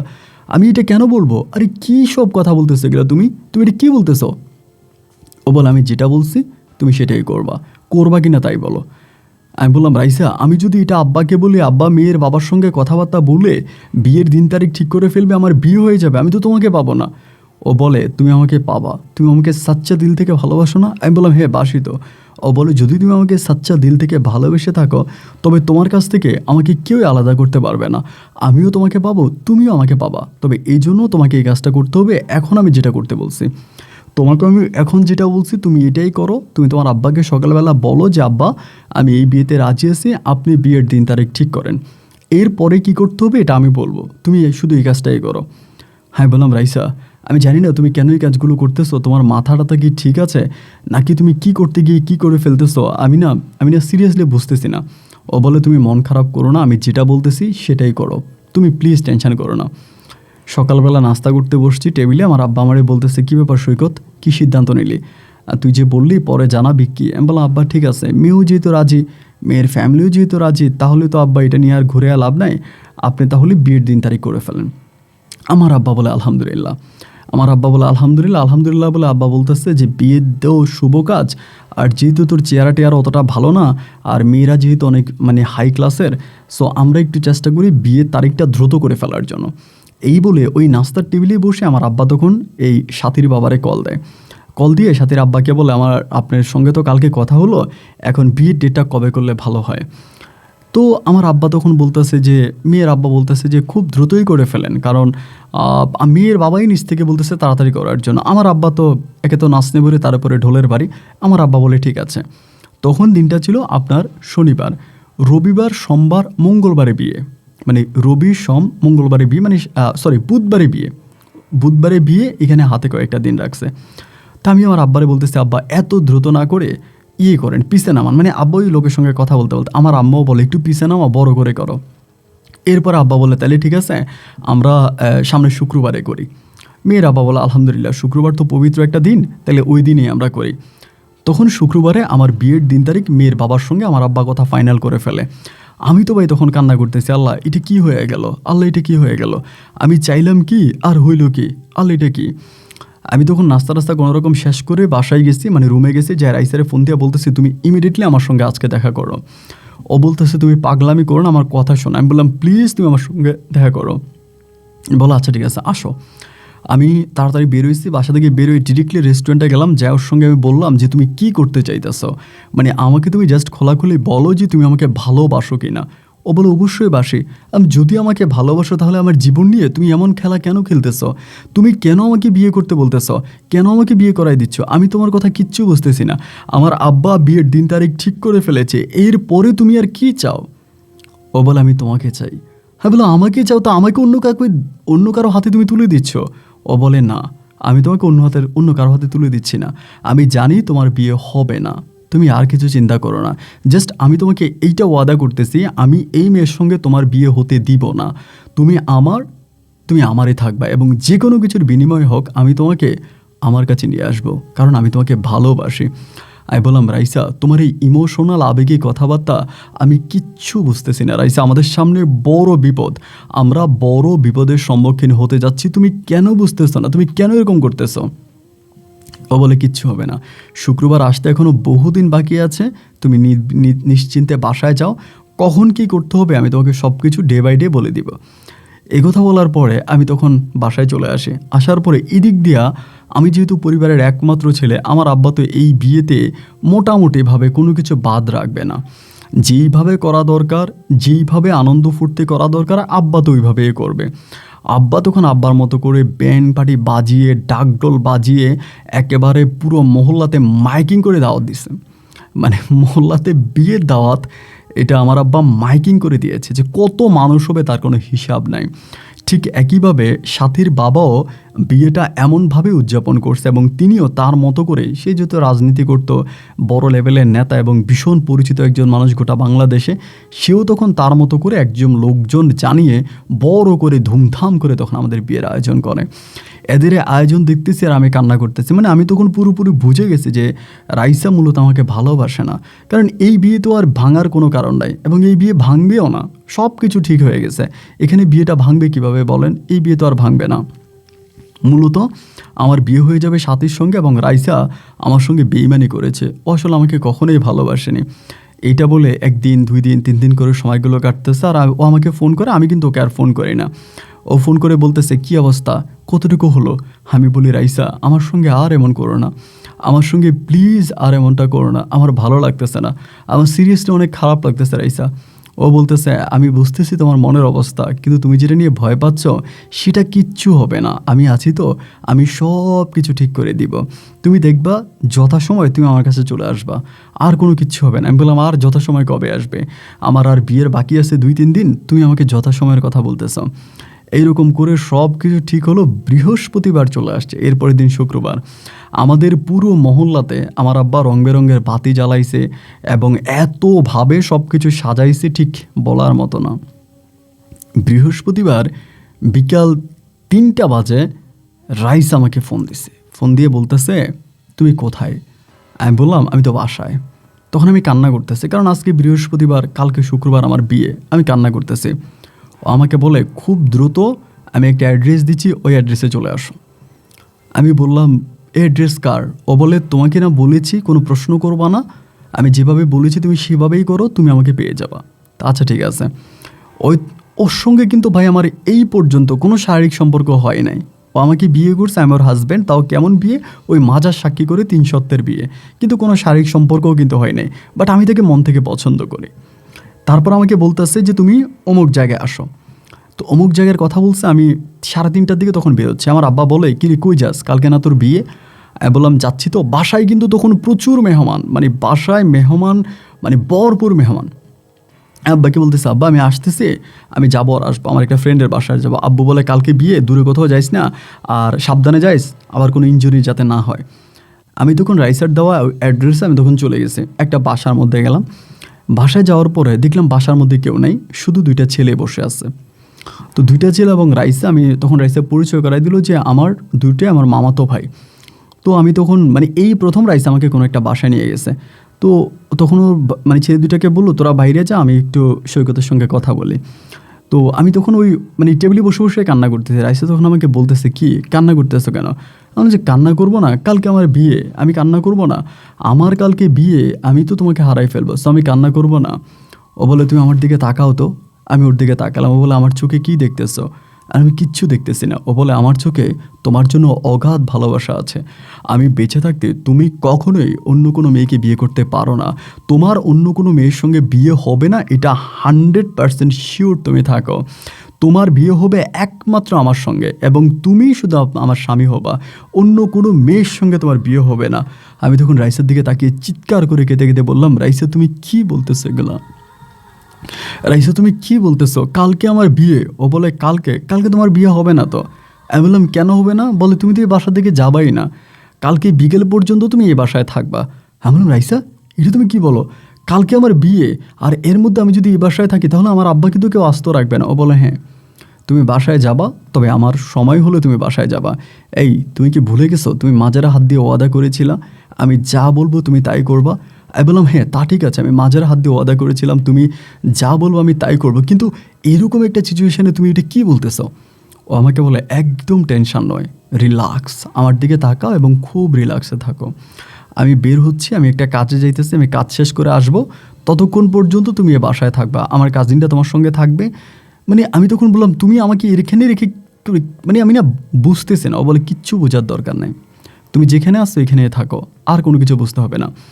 তখন আমার একমতে আসতেছে যে ও সম্ভবত আমাকে ব্ল্যাকমেল করতেছে। তখনই তো আমার কাছ থেকে মোবাইল ফোনটা নিয়ে গেছে। ও বলে তোমার ফোনটা আমাকে দাও, আমার লাগবে, এটা বলে ফোনটা নিয়ে গেছে। আমি তখন 90% শিওর হয়ে যায় যে ও সম্ভবত কোনো একটা চক্র। যেরকম আমাকে আলাদা একটা বাসায় নিয়ে আসছে, 2টা ছেলে আছে, ও একা বসে আছে, সব কিছু মিলে আমি তখন শিওর হয়ে গেলাম যে ও কোনো একটা খারাপ চক্র যারা মানুষদেরকে কিডন্যাপ করে এবং মুক্তিপণ দাবি করে। যেহেতু কালকে আমার বিয়ে, সো ও আমাকে এখানে এসে আটকাইছে, আমার আব্বার কাছ থেকে টাকা নেবে, মানে আমি এটা শিওর। তখন ভাই মনের অবস্থা এতটা খারাপ হয়েছে যে আল্লাহ আল্লাহ, আমি যারে ভালোবাসলাম, অন্ধের মতো যারে বিশ্বাস করলাম, আজকে সে আমাকে এত বড় ফাঁদে ফেলে দিল। তার মানে আমার আব্বার কাছ থেকে মুক্তিপণ নেবে। তখন এই লোকগুলো এসে আমার সঙ্গে সেই বিহেভটাই করতেছে, মানে যেই বিহেভটা হচ্ছে আমার সঙ্গে রাইসা, মানে ওরা করার কথা, 2টা ছেলে করার কথা, একটা মানুষকে কিডন্যাপ করলে যেরকম ব্যবহার করে না, আমার সঙ্গে সেরকম ব্যবহারই করতেছে, মানে ঝাড়ি মারতেছে। এটা তখন ছেলেগুলোকে বললাম ভাই রে, রাইসা তো আমাকে কিডন্যাপ করছে এবং আপনারা তো সেই কিডন্যাপের সঙ্গে জড়িত, যত টাকা নেওয়ার আমার আব্বার কাছ থেকে তাড়াতাড়ি নিয়ে আমাদেরকে ছেড়ে দেন, আমাকে এখানে আটকায় রাখেন না। লোক 2টা আমাকে তখন বলতেছে রাইসা আপনার আব্বার কাছ থেকে 1 টাকাও নেবে না, আর আপনাকে কিডন্যাপও করা হয়নি। আমি বললাম মানে কি বলতেছেন, তাহলে রাইসা আমাকে এখানে রেখে চলে গেল? বলে চলে গেছে, আপনার রাইসার সঙ্গে কথা বলবেন? আমি বললাম হ্যাঁ কথা বলবো। বলে দেন, ফোন দেন। এই লোকটা তখন ফোন দিল। আমি তখন রাইসা আমাকে বলতেছে কী হয়েছে? আমি বললাম তুমি আমাকে কিডন্যাপ করছো, আমাকে ব্ল্যাকমেল করছো, তুমি আমাকে এখানে আটকায় রাখছো, আমার আব্বার কাছ থেকে মুক্তিপণ নিবা। ও তখন বলে ও তোমার কি ওই মেয়েকে বিয়ে করার ইচ্ছা আছে? তার তাহলে চলে যাও। ওর কাজিনদেরকে বলতেছে ওর দরজা খুলে দিত, ও চলে যাক, তুমি ওই মেয়ের বিয়ে করবা? যদি ওই মেয়েকে বিয়ে করে তাহলে চলে যাও। ভাই আমি তখন চেয়ারে বসে আছি। আমি বললাম না, আমি ওই মেয়েকে বিয়ে করবো না। বলে যদি ওই মেয়েকে বিয়ে না করো তুমি চুপচাপ এখানে বসে থাকো। আমি বললাম আমার আব্বার কি হবে? ওরা তো আমার আব্বাকে আস্ত রাখবে না। ও বলে তোমার আব্বার কিচ্ছু হবে না, আমি তোমার আব্বাকে সেভ করব, তুমি প্লিজ টেনশন না করে রিল্যাক্সে থাকো। এরকমভাবে রিল্যাক্সে বসে আছি, সারাটা রাত কেটে গেল, ও আর আসে না। রাত 3টার দিকে ও আসছে, এবং 3টার দিকে ও আসার পরেও ওকে খুব টেনশন দেখাচ্ছে, মানে প্রচুর টেনশনেও আছে, এরকম একটা অবস্থা। এবং আমি তখন বললাম রাইসে কী হয়েছে, তুমি এরকম টেনশনের মধ্যে আসো, কোনো কিছু কি হয়েছে? ও বলে কালকে সকালবেলা তুমি বাসায় যাবা। আমি বললাম মানে এটা তুমি কী বলতেছো, কালকে সকালে আমি বাসায় যাব? বলে হ্যাঁ কালকে সকালে তুমি বাসায় যাবা, এবং বাকিটা আমি তোমাকে পরে বলবো। আমি বললাম, আরে কালকে সকালে বাসায় গেলে তোমার বিয়ে, কালকেই তো শুক্রবার। ও বলে তোমার বিয়ে হবে না, তোমার বিয়ে ভেঙে গেছে। আমি বললাম, সিরিয়াসলি আমার বিয়ে ভেঙে গেছে? ও বলে হ্যাঁ, তোমার বিয়ে ভেঙে গেছে, তোমার বিয়ে হবে না। তুমি কালকে সকালে রিল্যাক্সে বাসায় যাও, তোমার আব্বুর সঙ্গে দেখা করো, আম্মুর সঙ্গে দেখা করো, তোমার বিয়ে হবে না। আমি তোমার বিয়ে ভেঙে দিয়ে আসছি। আমি বললাম, রাইসা তুমি কি সত্যি বলতেছো না আমাকে ড্রিম দেখাচ্ছ? ও বলে, আমি একদমই ড্রিম দেখাচ্ছি না, আমি সত্যিই বলতেছি তোমার বিয়ে ভেঙে গেছে। তোমার বিয়ে ভাঙা থেকে তুমি খুশি হওনি? আমি বললাম, হ্যাঁ হ্যাঁ, আমি তো অনেক খুশি হয়েছি। ও বলে, ঠিক আছে, এখন তাহলে তুমি যাও, রিল্যাক্সে একটু থাকো, কালকে সকালে চলে যাবা। তা এই কথা বলে আমি বললাম, রাইসা তুমি কি আমার সঙ্গে থাকবে না? বলে হ্যাঁ, আজকে রাতটা অ্যাটলিস্ট আমি তোমার সঙ্গে থাকবো। সারাটা রাত ও তখন আমার সঙ্গে থাকলো এবং সকাল 7টা বাজে ওর একটা কাজিনকে বলতেছে ওরে বাইকে করে ওদের বাসার সামনে নামাই দিয়ে। এটুকুই আমি রাইসার কাছ থেকে ভালোবাসা পাইছিলাম ওই রাতে। এরপরে আমাকে বাইকে করে তখন আমার বাসায়, মানে আমাদের যে বাড়ি আছে, আমাদের বাড়ির সামনে নামাই দিয়ে গেছে। বাড়ির সামনে নামাই দিয়ে আমি গেট দিয়ে ভিতরে ঢুকছি, মানে আমাকে দেখে সবাই তখন অবাক হয়ে তাকায় আছে, মানে সবাই মনে হয় জমদূত দেখছে যে কোত্থেকে আসছে। আমার আব্বা তখন আমাকে ধরছে, ধরে টান দিয়ে ভিতরে নিছে, নিয়ে কোনো কথা নেই। আব্বা শুধু সবাইরে বলছে ওর সঙ্গে কোনো কথা হবে না, ওর সঙ্গে কেউ কোনো কথা বলবো না। আব্বা আমার ভিতরে নিয়ে বলতেছে তুই পায়জামা পাঞ্জাবি পর। আমি বললাম, আব্বা আমার না বিয়ে ভেঙে গেছে, আমাকে পায়জামা পাঞ্জাবি পড়তে বলতেছো কেন? আমার আব্বা বলে, কে বলছে তোর বিয়ে ভেঙে গেছে? আমি বললাম, আমি তো শুনছি। আমার আব্বা বলে, তোর বিয়ে ভাঙে নাই, তোর বিয়ে ভেঙে গেছে, এটা কে বলছে? কে বলছে বল? আমি বললাম, আব্বা যে বলে সে তো বলছে। আমার আব্বা বলে, তোর বিয়ে ভাঙে নাই। আমি বললাম, আব্বা আমার বিয়ে ভেঙে গেছে, আমাকে রাইসা বলছে। ডিরেক্টলি আব্বাকে বললাম যে আব্বা রাইসা বলছে। বলে হ্যাঁ, আমি রাইসার সঙ্গে কথা বলছি, তোর বিয়ে ভাঙে নাই, তোর বিয়ে হবে। আমি বললাম, আব্বা তুমি এটা কী বলতেছো? তুমি এটা কী বলতেছো আব্বা? আমার আব্বা বলে হ্যাঁ। আমি বললাম, তার মানে কি রাইসা তোমার কাছ থেকে টাকা নিছে? তুমি রাইসারে টাকা দিছো? আমার আব্বা বলে না, রাইসা আমার কাছ থেকে কোনো টাকা নেয়নি, রাইসা তোর বিয়েতে আসবে। কিছুক্ষণ পরে রাইসা এখানে আসবে তোর বিয়েতে। তোর এখন আমি যেটা বলছি তুই সেটা কর, তুই এখন বর্ষাজ, আমরা তোরে নিয়ে যাব, বরযাত্রী নিয়ে যাব, বউ আনবো। মানে আমি তখন, আমার কাছে কোনো মোবাইল ফোন নাই, আমি কিন্তু ওই যে ফোনটা রাইসার কাছে ভুল করে, মানে রাইসার কাছে রেখে চলে আসছি। তখন রাইসার নাম্বারটা কিন্তু আমার মুখস্থ ছিল। সঙ্গে সঙ্গে ঘরে ঢুকে আমি আমার একটা কাজিনের নাম্বার নিয়েছি, কাজিনের মোবাইল নিয়ে আমি রাইসার নাম্বারটা ফোনে ঢুকাইলাম, ঢুকে কল দিলাম, রাইসার নাম্বার বন্ধ। রাইসার নাম্বারে আর কোনো কল ঢুকতেছে না। তখন আমি কি করব? মানে আব্বা এই দিক দিয়ে বলতেছে তুই পায়জামা পাঞ্জাবি পর, পাগড়ি পর, তোরে বিয়ে করতে নিয়ে যাবো, আর ওই দিক দিয়ে রাইসার নাম্বার বন্ধ। কিন্তু রাইসা আমাকে বলছিল যে আমার বিয়ে হবে না, মানে আমার বিয়ে হবে না, ওইটা বলছিল। আর এদিক দিয়ে আমার আব্বা বলতেছে রাইসার সঙ্গে আমার কথা হয়েছে, আমার বিয়ে হবে। আর আমার আব্বা বলতেছে রাইসার কাছ থেকে সে 1 টাকাও নেয়নি। তাহলে আমার প্রশ্ন হলো, রাইসা আমাকে কেন আটকায় রাখলো, বা এগুলো কেন বললো, আর কেনই বা রাইসার মোবাইল ফোন বন্ধ? কিচ্ছু বুঝতে পারলাম না। ফ্যামিলির চাপের মুখে, পরিবারের আত্মীয় স্বজনের চাপের মুখে তখন আমাকে বর্ষা আসতে হলো। এবং বলি দেওয়ার জন্য, মানে পাঁঠা যেমন বলি দেওয়ার জন্য নিয়ে যায়, আমাকে এইভাবে বলি দেওয়ার জন্য আমার আব্বা তখন নিয়ে রওনা দিল। আল্লাহ রে আল্লাহ, আমাকে নিয়ে রওনা দিছে এবং রওনা দিয়ে এবং মেয়ের বাড়িতে চলে গেছে। মেয়ের বাড়ি বলতে কমিউনিটি সেন্টার নিয়ে গেছে। নিয়ে যাওয়ার পরে তারা তখন বিয়ের আয়োজন করতেছে এবং আমার আব্বা আমার সাথে কয়েকটা লোক রাখছে আমার আব্বা, যে ও যাতে কোনো রকমে এখান থেকে উঠতে না পারে। তো সে জায়গায় যাওয়ার পরে রাইসার বাবার সঙ্গে আমার আব্বা খুব ঝামেলা করতেছে, কথা কাটাকাটি হইতেছে। আমার আব্বা রাইসার আব্বাকে ঠান্ডা করার চেষ্টা করতেছে, রাইসার আব্বা আরও গরম হয়ে যাইতেছে। মানে আমি বুঝতে পারতেছিলাম যে এখানে কিছু না কিছু একটা হচ্ছে, বড় ধরনের কিছু একটা হচ্ছে। তো যাই হোক, 3টার দিকে আমার বিয়ে সম্পূর্ণ হলো। 3টার দিকে বিয়ে সম্পূর্ণ হওয়ার পরে আমি তখন বউ নিয়ে আমার বাসর ঘরে আসছি, মানে আমার বাড়িতে আসছি। বাড়িতে আসার পরে আমি তখন আসলে নিজেও বুঝতেছি না যে ভাই আমার সঙ্গে কী হইতেছে, আমার সঙ্গে এসব কি হচ্ছে, আমি তখন নিজেও বুঝতেছি না। মানে আমার মাথায় কিছুই ঢুকতেছে না যেগুলো কী করতেছে আমার সঙ্গে। একটা পর্যায়ে তখন আমাকে বাসর ঘরে আমার বউ নিয়ে গেল এবং আমিও পরে বাসর ঘরে ঢুকলাম। বাসর ঘরে ঢুকে আমি সোফার মধ্যে বসে আছি, মানে চুপচাপ বসে আছি, আর মনে মনে ভাবতেছি যে আল্লাহ, রাইসা আমার সঙ্গে এত বড় বেইমানি করলো। একটা কথাই বারবার চিন্তা করি, আমার আব্বা আমারে বলতেছে রাইসা নাকি তার কাছ থেকে 1 টাকাও নেয়নি। তো টাকাই যদি না নেবে তাহলে এটা কেন করলো? মানে বারবার একটা প্রশ্ন নিজের মাঝে আসতেছে, এটাও আমার সঙ্গে কেন করলো? এটা করার কারণ কী ছিল? তা কোনো কিছু বুঝতে পারলাম না। কোনো কিছু না বুঝেই আমি তখন আমার বউ, আমার সাথী, আমার বউ আমাকে তখন ডাকতেছে। আমি ওর কাছে গেলাম এবং সম্পূর্ণ অনিচ্ছাকৃত, মানে আমার কোনো ইচ্ছেই ছিল না, কিন্তু তারপরেও সাথীর সঙ্গে আমার বাসর হলো। বাসর সম্পূর্ণ হওয়ার পরে আমি তখন ভীষণ রকমের মন খারাপ করে বসে আছি, কারোর সঙ্গেই কোনো কথা বলি না সকালবেলা। এবং সকালবেলা রাইসার ফ্যামিলি থেকে লোকজন আসছে, বিয়ে শাদী হলো এবং রাইসাকে নিয়ে চলে গেছে। আমি তখন নতুন একটা ফোন নিয়েছিলাম আমার একটা কাজিনের কাছ থেকে। ওই ফোনে আমি বারবার রাইসার নাম্বারে ট্রাই করতেছি, রাইসার নাম্বারটাও বন্ধ, ইভেন আমার যে ফোন নাম্বার, আমার ওই ফোন নাম্বারটাও বন্ধ। দেখতে দেখতে 3টা দিন পেরিয়ে গেল, কিন্তু আমি রাইসার সঙ্গে কোনো রকমের যোগাযোগ করতে পারলাম না। 3 দিন পরে আমি তখন আমার আব্বাকে বললাম, আব্বা আমি শুধু আপনার কাছ থেকে একটা কথাই জানতে চাই, আপনি রাইসাকে কীভাবে চিনেন? আমার আব্বা কিচ্ছু বলে না, কিন্তু আমার আব্বা অনেকটা টেনশানে পড়ে গেছে, মানে অনেক টেনশানে আছে। আমি বললাম, আব্বা আমার কাছে অ্যাটলিস্ট সত্য কথা বলেন, এখন তো আমি বিয়ে করে ফেলেছি, আমার ঘরে আমার বউ আছে, আমি জাস্ট আপনার কাছে জানতে চাই যে আপনি রাইসাকে কীভাবে চিনেন, আপনি রাইসাকে কীভাবে চিনেন, এবং রাইসা আপনার কাছ থেকে কত টাকা নিছে, কত টাকার বিনিময়ে রাইসা আমাকে ছেড়ে দিয়েছে, বা আমি এখন বিয়ে করছি, বা আপনি আমাকে সব কিছু ডিটেলসে বলেন। ওই কথাই থাকতে আমার আব্বা তখন হঠাৎ করে আমাকে কষে খুব জোরে একটা চর মারে, খুব জোরে একটা চর মারে। চর মেরে বলতেছে, আমি তোর সঙ্গে কোনো কথা বলতে চাই না, তোর সঙ্গে আমার আর কোনো কথা নাই, আমি তোর সঙ্গে কোনো কথা বলতে চাই না, এবং তুই আর আমার সঙ্গে রাইসের বিষয় নিয়ে আর কোনো কথা বলবি না। তোরে আমি যেটা যেটা করার দরকার সেটা করাই দিছি, তুই আমার ছেলে, এখন সংসার কর, আর কোনো কিছু বলবি না। কিন্তু এরপর থেকে আমি প্রতিনিয়তই দেখতাম কি আমার আব্বা সবসময় জানি কেমন একটা টেনশনের মধ্যে থাকে, ঠিকমতো খাওয়া দাওয়া করে না, ঘুমায় না, এবং খুব একটা টেনশনে আছে। আমার মা আমাকে বারবার বলতেছে যে কী ব্যাপার, তোর বাবা এরকম টেনশন করতেছে কেন, এরকম চিন্তা করতেছে কেন, তোর আব্বা কেন জানি দিনে দিনে সুখ হয়ে যাচ্ছে, খাওয়া দাওয়া করে না, কেমন হয়ে যাচ্ছে।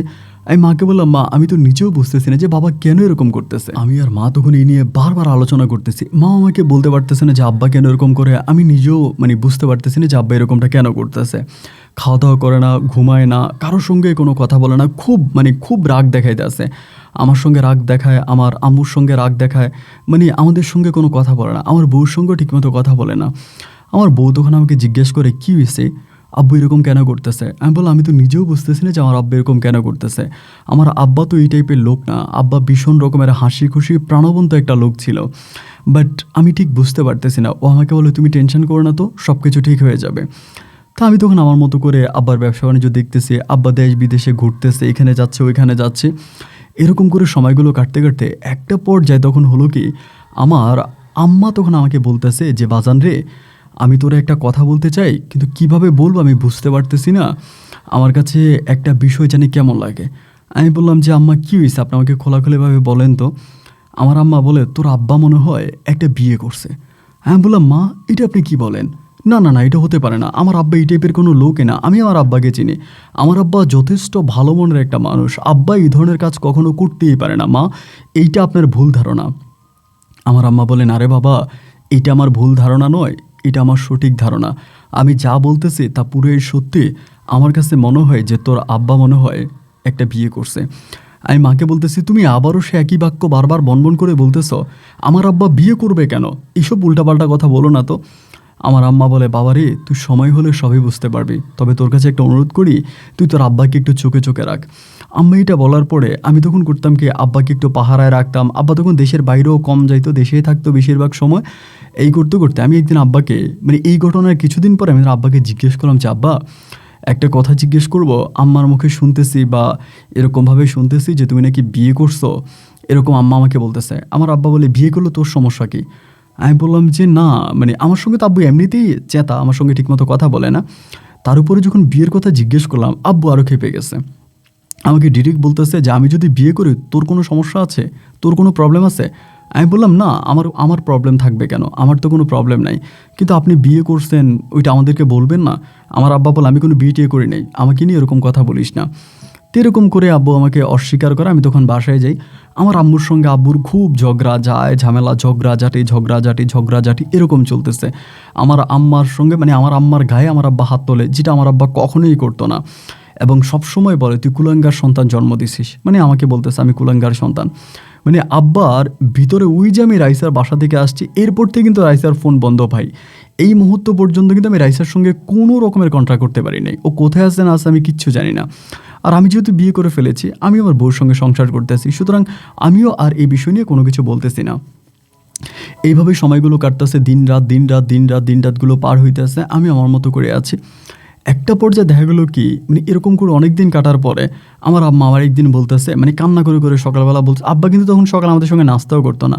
আম্মা কান্না করতে করতে বলতেছে, বাবারে, আমি যা বলেছিলাম তাই তো সত্যি হলো, তোর আব্বা তো বিয়ে করছে, এটা তো আমার কাছে তোর আব্বা স্বীকার করছে। আমি বললাম, এটা তুমি কি বলো, তোমার কাছে স্বীকার করছে? আমার আম্মা বলে, হ্যাঁ, তোর আব্বা আমার কাছেই স্বীকার করছে, সে বিয়ে করছে। আমি বলি, মা আমরা আব্বাকে কত বিশ্বাস করতাম, কত ভালো জানতাম, কিন্তু আব্বা এমন একটা কাজ করলো। আমার মা বলে, কি আর করা, এখন তোর আব্বা বলতেছে বউ আনবে, তো সামনের মঙ্গলবারে বউ আনবে। আমি বলতেছি যে তুমি কি বউ আনার অনুমতি দিচ্ছ? আমার মা বলে, অনুমতি না দিয়ে কি করব, তোর আব্বা যে পরিমাণের কষ্টে আছে সে বউ নিয়ে আসক। তাই আমি বললাম, আব্বা যদি এই বাসায় বউ নিয়ে আসে তাহলে আমি এই বাসায় আমার বউ নিয়ে থাকবো না।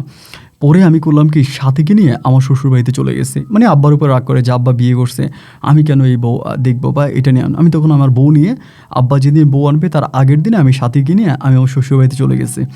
আমি যে আমার শ্বশুরবাড়িতে যাচ্ছি আমার বাবা কিন্তু দেখছে, আমার কিন্তু কিচ্ছু বলে নাই যে তুই যাইস না বা কিছু একটা, কিচ্ছু বলে নাই। আমি যথারীতি সাথীকে নিয়ে আমার বাবার বাড়ি মানে আমার শ্বশুরবাড়িতে চলে গেছি। তো আম্মুর সঙ্গে ফোনে কথা বলতেছে, আম্মু বলতেছে যে মেয়ে তো আসছে, বউ তো আসছে, এবং বউ তো ভালোই, তো মানে ছোট এক মেয়ে বিয়ে করছে, তোর বউর থেকেও ছোট। আমার আম্মা এগুলো বলতেছে। আমি বলি, লম্পট লোকের সঙ্গে কথা বলে না তো, আমি ওর সঙ্গে কোনো কথাই বলতে চাই না, আমি আর এর সঙ্গে কোনো কথাই বলবো না, আমি আর কোনো কিছু বলবো না। একথা বলার পরে ভাই কীভাবে বলবো, আমি তখন প্রায় আপনার 8 থেকে 9 দিন হয়ে গেছে। 8-9 দিন পরে আমার আম্মা হঠাৎ করে একদিন অসুস্থ হয়ে গেছে, মানে মারাত্মকভাবে অসুস্থ। আমার আম্মাকে আমার আব্বা মেডিকেলও আনতেছে না। আমি ফোনে কথা বললাম, আমার আম্মা বলতেছে যে আমি মনে হয় বাঁচবো না, তুই যদি পারিস মায়ের একটু দেখে যা। আমার আব্বুর টেনশানে এরকম হয়ে গেছে। আমি তখন আমার মাকে বললাম যে তুমি টেনশন করো না, আমি তোমাকে দেখতে আসবো। একথা বলার পরে আমি তখন আমার মাকে দেখার জন্য গেলাম। তো আমার মাকে দেখার জন্য গেলাম, আমার মায়ের রুমে ঢুকলাম। আমার মায়ের রুমে আমি ঢুকে দেখতেছি আমার মায়ের মাথার পাশে বসে আছে রাইসা, এবং আমার আব্বা এর পাশে চেয়ারে বসে আছে। রাইসের দিকে তাকায় তো আমি মানে আর কিছু বলতে পারতেছি না, মানে আমি তখন মানে কি করবো না কারণ আমি বুঝতেছি না। পরে আমি ডিরেক্টলি বললাম, ওখানে গিয়ে বলতেছে, আম্মাকে কিছু বলার আগেই বলতেছে, রাইসা তুমি এখানে? পরে আমার আব্বা বলতেছে, ওর নাম রাইসা না, ওর নাম নাজমা, ও তোর মা, সম্মান দিয়ে কথা বল। হ্যাঁ বলে, আমার মা? ও আমার মা হয় কেমনে? ও তো আগে আমাকে বিয়ে করছে। আমার আব্বা বলে, তুই এখানে কেন আসছিস? আমি বললাম, আমি এখানে কেন আসছি? আমি আমার মাকে দেখতে আসছি। বলো, তোর মাকে দেখতে হলে তোর মাকে নিয়ে তুই এখান থেকে চলে যা। আমি ভাই তখন কোনো কিছু বুঝতে পারতেছি না যে আল্লাহ এটা আমার সঙ্গে কী হচ্ছে। আমি কিচ্ছু বুঝতে পারতেছিলাম না যে এইটা আমার সঙ্গে হচ্ছেটা কি। আমি মানে মাকে আর কি দেখবো, আমি যা দেখছি ওটা দেখে আমি তখন ডিরেক্টলি ওখান থেকে বেরিয়ে চলে আসছি। আসার পরে আমি ওর বউকে বললাম যে দেখো এমন এমন ঘটনা আমাদের বাসায় একটা, আমি রাইসাকে বিয়ে করছি এটা বলি নাই যে এমন এমন ঘটনা, কিন্তু আমার আব্বা বলতেছে ওর নাম নাকি নাজমা, তা আমি তো জানি ওর নাম রাইসা। তারপরে হইল কি, আমি মানে আর বুঝতেছি না। আমি যখন আম্মুর সঙ্গে কথা বললাম এই ঘটনার প্রায় 3 থেকে 4 দিন পরে ফোনে আম্মুর সঙ্গে কথা বললাম যে মা এটা কি হলো, মা এটা হইলটা কি, মা এই মেয়ে তো আমাকে বিয়ে করছে, এবং আমাকে বিয়ে করার পরে এই মেয়ে কীভাবে আমার আব্বাকে বিয়ে করে, এটা কিভাবে সম্ভব? আমার মা তখন বলতেছে, বাবা রে, তোর আব্বার জীবনে এমন এক ঘটনা ঘটে গেছে যা শুনলে তুই অবাক হয়ে যাবি। তোর আব্বা নিজের ব্যবসা বাণিজ্য এবং নিজেকে এবং নিজের পরিবারকে বাঁচানোর জন্য এমন এক কাজ করেছে যেটা হয়তো তুই জানিস না। আমি বললাম, কী করেছে মা? আমার মা বলে, তোর বাবা মূলত এই মেয়েটাকে, এর আগে মেয়েটার সঙ্গে তোর আব্বার সম্পর্ক ছিল। তোর আব্বা যে কোনোভাবেই হোক মেয়েটার সঙ্গে সম্পর্ক করছে, মেয়েটা তোর আব্বার অফিসে কাজ করতো, মেয়েটার সঙ্গে সম্পর্ক হয় এবং বিয়ের প্রলোভন দেখিয়ে তোর আব্বা মেয়েটার সঙ্গে অনেক ধরনের সম্পর্কও করে, কিন্তু বিয়ে করে না। এবং আজ বিয়ে করব, কাল বিয়ে করব, এরকম করে করে এই মেয়েটাকে ঘুরাইতো। একটা পর্যায়ে মেয়েটা তখন যে কোনোভাবে হোক তোকে পাইছে, তোকে বিয়ে তোর সঙ্গে একটা প্রেমের সম্পর্ক তৈরি করছে। এমন একটা সময় মেয়েটা তোরে নিয়ে আটকাইছে, আর তোর আব্বারে শর্ত দিছে যে আজকের মধ্যে আপনি আমার নামে বাড়ি লিখে দিতে হবে, এবং আজকের মধ্যে মানে এই সময়ের ভিতরে আপনি আমাকে বিয়ে করতে হবে অত টাকা কাবিন দিয়ে, এবং আপনি স্ট্যাম্প দিতে হবে। এরকম করে তোর আব্বাকে সেই রাতের মধ্যে, যে রাতে তোকে ওখানে আটকায় রাখছিল, সে রাতে মেয়েটা তোর আব্বার কাছে বিয়ে বসছে, তোর আব্বার কাছ থেকে স্ট্যাম্প নিয়েছে এবং তোর আব্বাকে হাত পা বেঁধে সব কিছু করাইছে। যদি তোর আব্বা ওই সময় এটা না করতো তাহলে তোর শ্বশুর যেই লোক, সে তোর আব্বাকে বাঁচায় রাখতো না, আমাদেরকে বাঁচায় রাখতো না। আমাদের জীবন বাঁচানোর জন্যই তোর বাবা ওই নাজমাকে বিয়ে করে। আমি বললাম, মা এটা তো নাজমা না, ও তো রাইসা। মা বলে, এটা সদ্য নাম, ওই তোর কাছে যে নাম বলছে এটা ভুল নাম বলছে, ওর মূল নাম হচ্ছে নাজমা আক্তার। আমি বললাম, ওই কাজটা কিভাবে করতে পারলো, আর আমার আব্বা এখন ওকে ছেড়ে দেয় না কেন? আমার মা বলে, তোর আব্বা এখন তার ওকে ছাড়তেছে না। আমি বললাম, যত টাকায় কাবিন হোক, আমাদের তো টাকার অভাব নাই। স্ট্যাম্প নেক যাই না হোক, আমরা আইনি ব্যবস্থা নেব, আমরা মামলা করব, আমরা কোর্টে যাব, আমরা এই করবো সে করবো। আব্বাকে বলে ছেড়ে দেওয়ার জন্য। আমার মায়া বলতেছে, তোর আব্বা এখন আর ওকে ছাড়বে না। আমি তখন আব্বাকে বললাম যে আব্বা, আমি ফোন দিয়ে আব্বাকে বলছি যে আব্বা, আমি আপনার কাছে ক্ষমা চাই, আমি আপনার কাছে মাপ চাই আব্বা। আব্বা আপনার কাছে অনুরোধ করে বলতেছে, আব্বা আপনি এই মেয়েটাকে ছেড়ে দেন, আপনি এই মেয়েটাকে ছেড়ে দেন আব্বা। আমার আব্বা তখন আমাকে একটা কথাই বলতেছে, তুই কাকে জিজ্ঞেস করে বিয়ের আগের দিন রাত 3টা বাজে ঘর থেকে বেরোয় ওই মেয়ের কাছে গেলি? তুই আমাকে কেন বললি না যে মেয়েটার সঙ্গে তোর সম্পর্ক আছে? তুই তো আমার সঙ্গে বেইমানি করেছিস।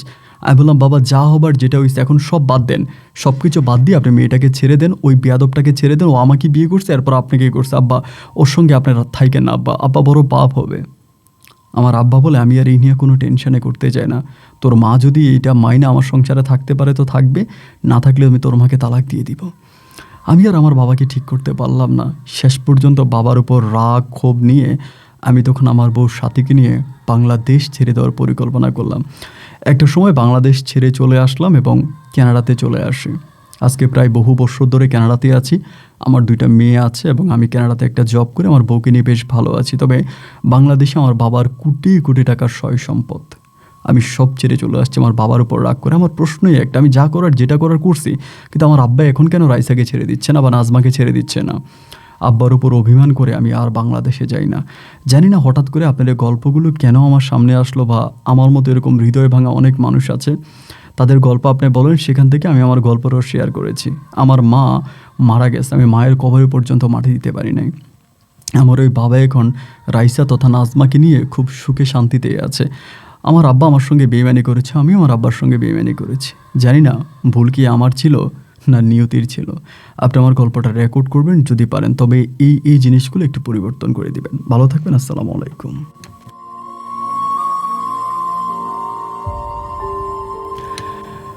আমি গতকালকের গল্পটার মধ্যে বলেছিলাম, গল্পটা শুরুতে, যে এই দুনিয়াতে সবচেয়ে বেশি স্বার্থ বিরাজ করে ভালোবাসার মাঝে। অনেকে আমাকে কমেন্ট করেছে যে আপন ভাইটা কী বললেন, ভালোবাসাই তো হয় নিঃস্বার্থ। না ভাই, পৃথিবীতে সবচেয়ে বেশি স্বার্থ বিরাজ করে ভালোবাসার মাঝে, সবচেয়ে বেশি লোভ বিরাজ করে ভালোবাসার মাঝে। আর ওই ভালোবাসাটাকে মানুষ এক এক সময় এক একভাবে ব্যবহার করে নিজের স্বার্থ হাসিল করার জন্য। আল্লাহ তাদেরকে হেদায়েত দান করুক এবং পবিত্র ভালোবাসার প্রতি মানুষের বিশ্বাস ফিরে আসুক, ভালোবাসাকে মানুষ সম্মান করুক, ভালোবেসে সুখে সংসার করুক, এ আশায় আমি আজকের মতো বিদায় নিচ্ছি। আপনাদের সঙ্গে আমার দেখা হবে নতুন দিন নতুন কোনো গল্পে। আল্লাহ হাফেজ অ্যান্ড আসসালামু আলাইকুম।